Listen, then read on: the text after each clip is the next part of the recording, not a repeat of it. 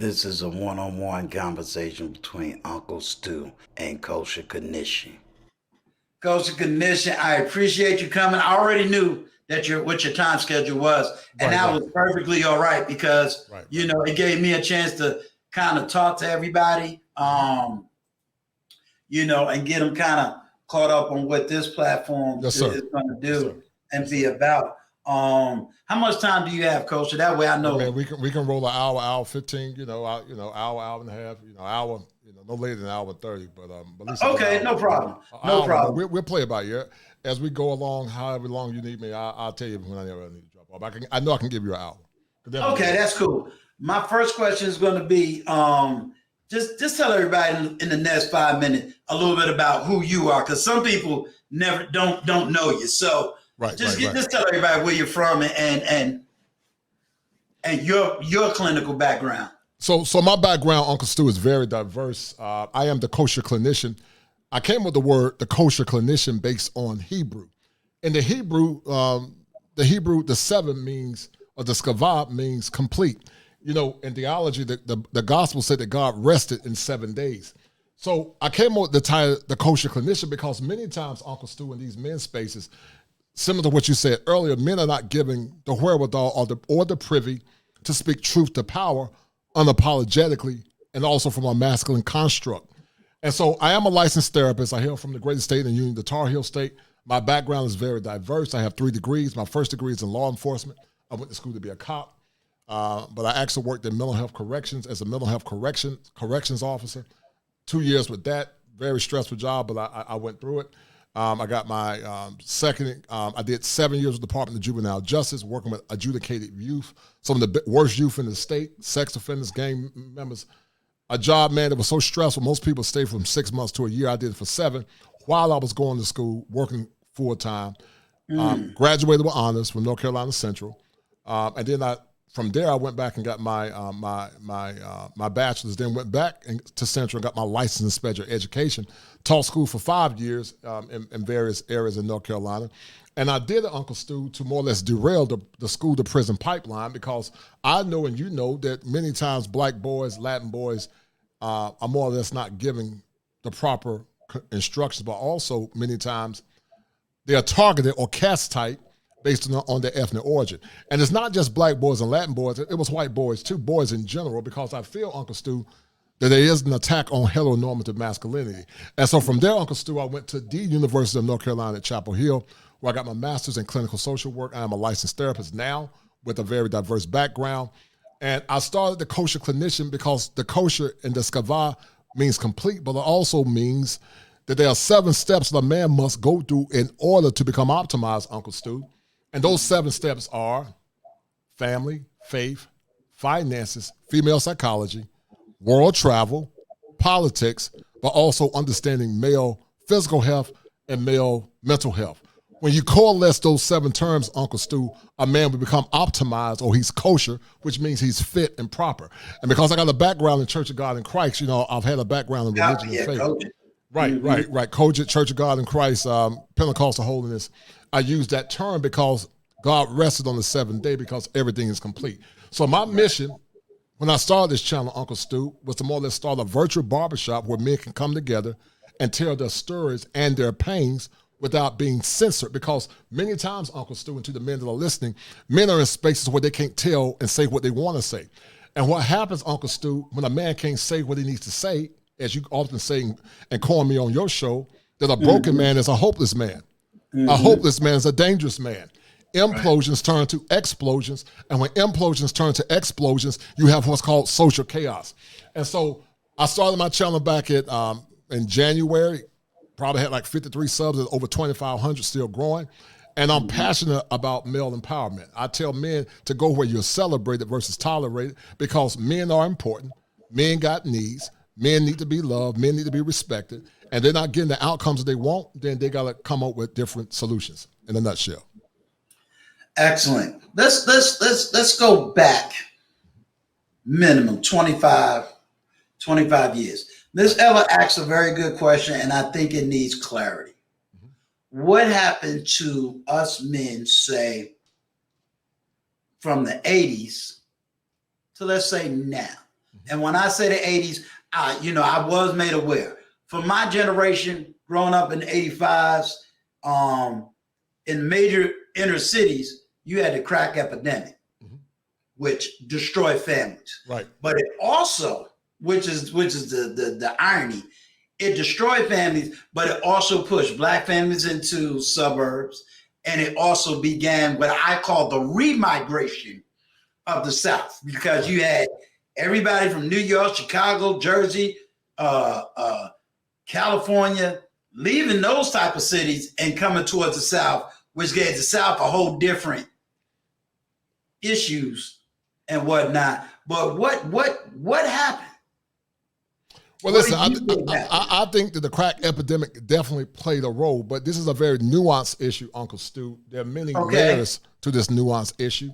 I think it started more precipitously before then. I think the crack epidemic really exacerbated it, but I would say, Uncle Stu, that it really started with the Lyndon B. Johnson administration, where with the Monahan report, they were shocked because they were thinking that as Black men were given gainful employment, more of our women would have been loyal to the family. But what happened, instead of the women being loyal to the family, they stayed more or less in tune with government subsidies. Because the Monahan report, and I might not be 100% versed on it, but when they did this study back in the 60s, they were trying to empower Black men and try to, I think, more or less give them the empowerment through employment. But what happened with a lot of our women, instead of them joining their men and working together with their men, they more or less continued to use government subsidies, which was shocking, by the way. And so there are many layers to it, but I think it started with the Lyndon B. Johnson administration. I think it started with the disenfranchisement of the family. I think caustic politics like liberalism and liberal feminism, especially liberal first wave feminism wasn't bad. Right. They just wanted basic rights. I didn't have a problem with first wave feminism. But what you have now, Uncle Stu, is something that's extremely radical. And so it precipitated into this metamorphosis that we have now, with almost 80% of our children, Uncle Stu, being born in single parent homes, over 60% being born out of wedlock. And what it's done, Uncle Stu, is crippled the community, the Black infrastructure, the Black community, because many of our women have not been taught, in my mind, to honor and respect their men, and some of our men have not been conditioned to demand power. Some of our men are broken, Uncle Stu. Some of our men they're dusty. We got some dusty men too, but we got some dusty women as well. And because they're dusty and they don't understand the importance of community and family, you have this social and moral chaos. And it's not just an ethnic issue in the Black community, Uncle Stu. It's an American issue that's permeating, and it's got out of hand, in my opinion. So this ain't a color issue. It's not really a color. This is an American issue. It's more of an American issue. But I will say this, Uncle Stu, like Tavis Smiley said. Tavis Smiley once said that when white America get the cold, we get Black America gets the flu. And so what you're seeing now is the flu of the American dream, and it's been impacting on Black men and Black communities and Black families. Because if you think about it, Uncle Stu, you're a politician. I don't want to get too far into politics. Right. But it baffled me that with this last election, we said we believe in the family and the Black woman and Black community, but many of our women didn't vote for policies that were more or less advantageous for the Black man, the Black family, the Black community. They voted for themselves. Right. And so this has been the epigenesis to this moral chaos. But then some of our women say they want a man to protect them, but protection comes with honor, respect, and that dirty word that a lot of women don't like to hear is obedience. Because I can never understand it, Uncle Stu. You're a man of faith. I grew up in the church. The gospel say honor and obey your husband. But when you make that proposition to some women, they get triggered by it. And I can never understand that, because you say that you're a Christian. The Bible that you read actually says that. But many have walls up because they feel many times, Uncle Stu, that their submission to a man means he's going to hurt them. And submission really is a duality. Men submit and women submit. Submit ye one to another, but in the context of this. Watch this, because you got to look at the pretext, context, and the post-text. You submit to one another through love, but the woman submits to the order of the man, which is his prominence, his dominion, and his protection and provision. And the man submits by giving that woman his love. He loves that woman. Like Paul told his disciples, he said, love your wife like Christ loved the church. So men are supposed to love their wives, to cover them, protect them. Because the love currency for a woman is emotion, it's love. Most women, Uncle Stu, get seduced through the ear gate. They get seduced through the ear gate, but men get imprinted through their mind. And so when men are imprinted through their mind, which in essence means he's honored and respected, he's more willing to do more for you. But what's happened, Uncle Stu, in America is that many men are giving more, but they feel like they're not getting anything in return, you know? And you and I grew up in the 70s, you know, we were kids, you know, Right. Teddy Pendergrass said it better than me. It's good to love somebody and somebody to love you back. And so Right. many men are frustrated, and some are either checking out or they're not, you know, they just don't care anymore, you know, because they say, what's the benefit? You can't get what you want. And they feel like it's never enough. You got rich men getting, like you were talking about earlier, getting Right. screwed over with divorces, you know. Chicks, Right. they get upset. They say, I'm no longer happy. And I'm going to say this also too, Uncle Stu, no-fault divorce also was a major catalyst to this current decline. How Because long when did that come into play? I don't know on the timeline, Uncle Stu, when it came into play, but I would definitely say that that no-fault divorce has played a major chasm in this current epidemic of social chaos that you see now. I can't give you a timeline because I'm not that versed in law, but I would say that definitely played a major role, in my opinion, to the epigenesis of these current issues that we have now. Let me give you some arguments that I've heard in certain circles. Mm-hmm.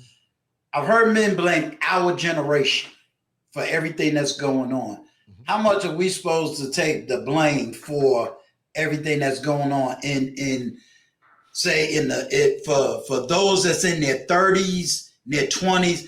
Because I've heard it twice, at least 3 times. Only one has ever taken that statement back. But I've heard 2 people come after me and say it's my generation's fault for what's going on now.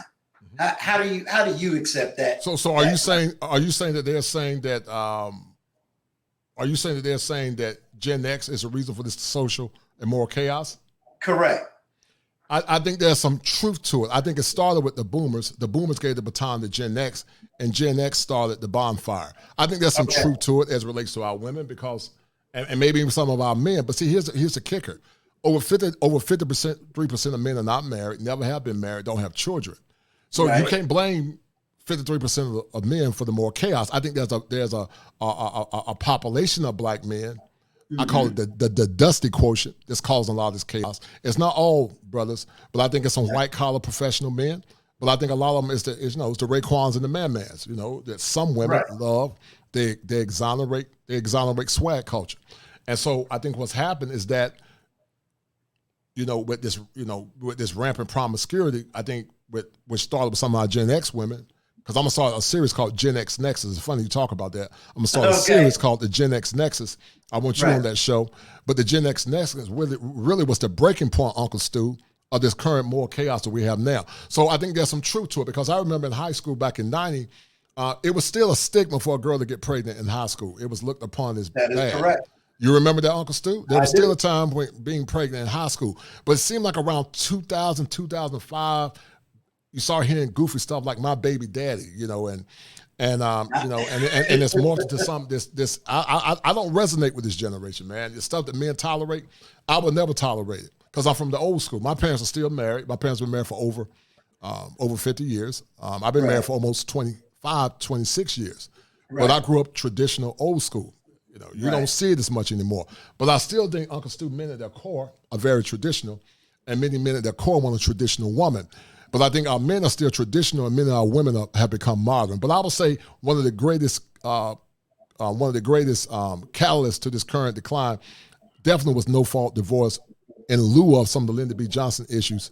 And I think, as I said earlier, that Gen X definitely got the baton and started this explosion.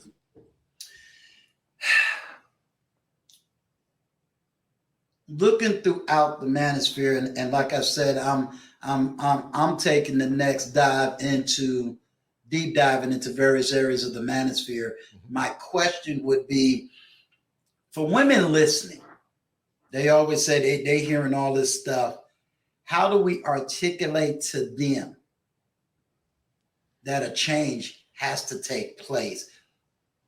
Well, listen, in the clinical world, Uncle Stu, we talk about behavior modification. There was a guy that was a proponent of a condition called reality therapy. And reality therapy was a treatment model that was based on a theorist. I don't know if his name was Watson. I can't think of his name. But anyway, the whole premise behind reality therapy was something used to more or less inspire teens. And the premise behind reality therapy is this, Uncle Stu, that needs drive behaviors. I'm going to say it again. Needs drive behaviors. When a person does not have the proper ability to more or less talk about their pain and to share what they need in relationships, then eventually one or two things happen. They can become either vigilantes, they can suffer on the inside, or they can just become indifferent or become apathetic. I think some men are very apathetic to the current conditions that we have now, Uncle Stu. Mm-hmm. But I think what this whole space for men has done, what you're seeing now, Uncle Stu, is men beginning to come together. You know, on the Kosher Clinician, I had two concepts. One is the Manhood Chronicles, which is synonymous, Uncle Stu, to something called group therapy, right? And so in group therapy, Uncle Stu, there are 8 prevailing principles. 3 of those prevailing principles, one is universality. Universality is something we all share and that we all have a common understanding of. Universality means we all share the same problems and the same commonalities. Many times on my show, Uncle Stu, I said, whereas men, we may not agree on all things or ideologies, Uncle Stu, but we come together as allies of a common cause only to dissipate when the crisis is over. So that's the spirit of universal brotherhood, universality, where men from different parts of the world are coming together, taking notes, Uncle Stu, and they sharing their pain and story through what I call, Uncle Stu, a group catharsis. A catharsis, Uncle Stu, is the emoting of the masculine man, where men emote and talk about their pain from very different dimensions, whether it be divorce, whether it be heartache, whether it be racism, whether it be systemic issues in the courts, whether it be female nature. They're talking about their pain. And then also, Uncle Stu, another concept is called sharing. Men begin to share information about what's happened and what it's done to them mentally. Now, here's the difference, Uncle Stu. You and I live another day to tell our stories. Watch this. But every man, Uncle Stu, have not lived to tell their story because they died. And you can hear the echoes, Uncle Stu, from the graveyard of the dreams deferred by many men that have not been able to tell their story and to tell their pain. And so as a licensed therapist, Uncle Stu, I take chances and I take risks doing what I do. Right. So be it written, so be it done. I believe it's a divine mandate for me to do this because my mission is to empower men. I don't want men selling for anything because in relationship capitalism, men need to demand what they want if the woman they want to marry want to get the ring. But back to point. Sigmund Freud talked about a concept, Uncle Stu, it's in psychoanalytic therapy. And one of the proponents of psychoanalytical therapy as it relates to trauma is called free association. Free association, Uncle Stu, is based on this. Free association means anytime something synonymous with the pain comes to your mind, you free associate. So when you hear men cussing and using terse language, I'm not saying I agree with all of it. What you're seeing, Uncle Stu, is the germination and the calibration of pain. It's them going through this cyclical pain. And then the cyclical pain, some will argue, well, you need to get over it. No, but you can't tell a person how to get over their trauma. Because here's the kicker. Should they get over it? At some point, yes. That's ideal, but in reality, there are different layers to trauma. Every man has a tolerance threshold. The things that bother Uncle Stu might not bother me. The things that might bother me might not bother the next man. It's all based on their level of trauma and their expectations. And so, Uncle Stu, what you've seen is men free associate and they're tearing their pain. Because watch this, Uncle Stu, some men can be in therapy. Sometimes a person can be in therapy, Uncle Stu, from anywhere from 2 to 9 years, depending on the level of trauma that they went through. And the thing about trauma, Uncle Stu, is this. Now, ideally, therapy should go from 6 months to a year. But there are certain levels of trauma that's so deeply embedded, Uncle Stu, is this. You never get over the trauma. You just know how to deal with it. You never get over it. You just learn how to deal with it. Does that make sense? It makes a lot of sense. I'm going to ask one last question. Then if you want, I'm gonna give the chat a time to come up because me and you could talk all night. I swear we can. Right. You have people in this space, and I'm going to be real bold about it. You got men in this space, and I've been advocating. Listen. Even if you don't agree, listen to what's being said. But you got men that say, nah, I'm here to protect the women. These men ain't got a right to say this. They ain't got a right to say that. I'm even going to go after TLA because he's advocating for these type of men, and these type of men should not be saying this. I'm going to defend them. I'm going to defend the women. I'm going to tell the women that the red pill is wrong. Right. They just doing all this finger pointing. Well, listen. But they've never been through this. How do we deal with this type of toxicity? Well, I'm going to do a show at some point, Uncle Stu, called "His Pain Weighs Less Than Her Pain" in response to what you're talking about. I already got that thought in my mind. His pain actually weighs less. You know, for the last 50 years, you know, there were songs like "Ain't Nothing Going On But the Rent." You got to have a job if you want to be with me. I don't want no scrub. A scrub can't get no love from me. Black men ain't shit. You know, excuse my language. But black men ain't shit. But that's real. They don't take care of their family. Black men and they were doing it back in the 90s, Uncle Stu, when I didn't have nothing to do with none of it. Because Uncle Stu, I was a good guy. You know, I didn't have no kids out of wedlock. I went to church. I was working hard. And so what you're seeing now, Uncle Stu, is that because this is a very matriarchal culture, I call them sycophants, simps, and white knights. And there's a terminology, Uncle Stu, that I created called the unconscious simp. You know, we talk about unconscious pathologies as it relates to the mind. There are many unconscious pathologies that many people have and they're not aware of it. But the unconscious simp, Uncle Stu, aligns himself through a matriarchal culture with the sycophant, the white knight, and also the simp. But the unconscious simp is this. He supplements irrational male patterns. I'm going to say it again. He supplements, Uncle Stu, irrational male patterns. Because we got a culture of men that worships the queen bee. The queen bee dictates to the men what to do. And you got what's called drones, Uncle Stu, that do what the queen bee tell them to do because they're not men, they're cream puffs. They don't have a backbone. They don't stand for anything. Because the crazy thing is, Uncle Stu, the stuff that black men tolerate in America, other cultures of men don't tolerate it. When I was in Brazil, I heard somebody saying a story where the Puerto Rican woman said, wow, they love black men because they're black and they're kind and they're very egalitarian. But in other cultures, they don't tolerate the disrespect black men tolerate because they have a patriarchy. This is a matriarchal or gynocracy. And so what the unconscious simp does, he aggrandizes the queen bee because he wants her favor. But in essence, what he doesn't understand is not making that queen bee respect him more. Because see, a drone, his main mission is to have sex with the queen bee. And so some of these simps and these sycophants are just trying to get between these women's legs. They don't really have their best interests, but they try to get between their legs. But then it's also part of Uncle Stu is that they were raised in a condition where they were taught to serve their mothers. And because they were taught to serve their mothers, they don't know what true masculine power looked like. Because many times, Uncle Stu, their fathers were more or less tap dancing for their wives, dragging their knuckles, talking about happy wife, happy life, instead of saying happy us, happy life. Yeah. And so what I'm saying, Uncle Stu, the stuff that men tolerate now, I would never tolerate it. I would never tolerate it. Like I told somebody, as much as I love my mama and I love my sisters too, but if they try to challenge me as a man, they can get this work. I don't care who it is. They can get this work. I'm 6'6", and I got the voice of Zeus. And I wish a woman would try to control me and disrespect me as a man. I don't play that. So what you're seeing now, man, is men coming together and saying, to hell with it. It's time for men to speak unapologetically. But always you got a sim agitator to come in men's spaces trying to stop the movement. When men say, I can't find a traditional woman in America, so I'm going to travel abroad, someone say, oh, he's weak. He can't get women. But, you know, in relationship capitalism, Uncle Stu, I've always believed that a man should go where he can get the best value for his money. Does it mean that he don't like American women? It's not saying that. But when men begin to date, almost like good guys a lot of times, Uncle Stu, are seen as boring. Men that work hard, you know, I think, you know, you talked about some of the things you went through. You went through abuse.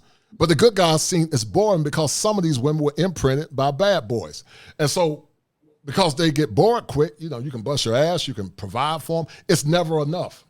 It's never enough. So what men are saying, they're saying enough is enough. Right. Patrick Henry said, Uncle Stu, give me liberty or give me death. Give me death. That's right. And that's what I did a show called The Exodus, and that was one of the best shows I ever did. And it basically was talking about taxation without representation and the mental breaking of the American male. And what you're seeing now, Uncle Stu, is the mental breaking of the American men when men are saying, enough is enough, damn it. They're saying enough is enough because they're feeling like that they're not getting what they deserve. So some guys will say, oh, you just lame and you just can't get women. Why would you use game for a woman that's not been conditioned to serve you and to honor you? My mother and my grandmother and my great-grandmom, they were served to honor and respect their husbands. They were served to honor them. And they understood right. Uncle Stu, in order to get the ring, she had to bring something to the table if she wanted the ring. The ring was a sign of honor. But there's no honor to the ring. Now some just want the ring and they don't want to do nothing to get the ring. They just want to get the ring because they feel like they have a female organ. And a lot of men are saying, you know what? Enough. They're saying enough. And what you're seeing now is a revolution. And I don't know how long it's going to last because you have agitators, Uncle Stu, to come in these spaces to more or less usurp the movement with shame and language, because many of these, some of these agitators, Uncle Stu, are deaf. And so Kevin Samuels came up with something called sign language: shame, insults, guilt, and the need to be right. Because I am the kosher clinician, I created my own term called deaf. And deaf, Uncle Stu, is predicated off of cognitive dissonance. When you present the evidence, Stu, to some of our women, but also to these sim agitators, they deny the evidence. They become enraged when you present them with the evidence. They argue the evidence through what's called ad hominem attacks, where they attack the messenger instead of attacking the message. And when they can't get their way, Uncle Stu, the last stage is that they will fight you or they'll flee. They fight or flee. And that's what you're seeing now. And that's why you're seeing a lot of men that, coming to these spaces, because now many men are saying, wow, I always felt that way. But anytime they try to share the story, nobody will listen to them, and they thought they were crazy. But I've had so many men tell me the similar stories, and now what's happening now, man, guys is coming together sharing their story. And so sometimes when women come in men's spaces, they act like they're shocked because these men are speaking the truth, but you're in a male space. And some of the things they say, you might not like it. Don't get me wrong, some of these men are to the extreme. In most male spaces, you got guys in the middle, you got guys that are indifferent, you got guys that just want to hear, but then you got guys that are still going through what's called rage. Kubler-Ross talk about the 5 stages of grief: denial, anger, bargaining, depression, and then acceptance. And then acceptance is the last stage. So some men are still, Uncle Stu, vacillating with anger. And so when they think they get to the acceptance stage, Uncle Stu, sometimes if they're not careful, they can still get triggered again. You're a theologian. C.S. Lewis said it better than me. He said, you can't stop a bird from flying over your head. That's the trauma. But watch this. But you can't stop a bird from putting a nest on top of your head. So basically, you can't control what comes to your mind, but what are you going to do about it? Because like Mr. Palmer said, the only law is the law in your mind. And the gospel say, whatever a man think, Uncle Stu, that's what he is. So you got to do something about the law in your mind, and you got to make sure you die daily so those things that come to your mind will continue to haunt you and to torment you as a man. I'm going to ask this, and then I think Gail's been dropping the stream. So let me just ask this one last question, and I'll let anybody come up and speak.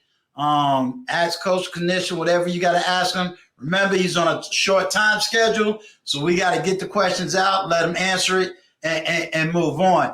Thank you, Wayne Signer is. Let's get the likes up, people. I just want you to know this is what this platform is about. I said my platform is to empower men and try to get the women to understand the man that they want to love and be with. And these are the type of conversations, gentlemen, I'm having. These are the type of conversations I'm having. So if you don't understand, you coming to Uncle Stu to give it right to you. This is Uncle Stu, the old man on the block. Like, comment, share, and definitely subscribe. Emancipate your mind. Peace.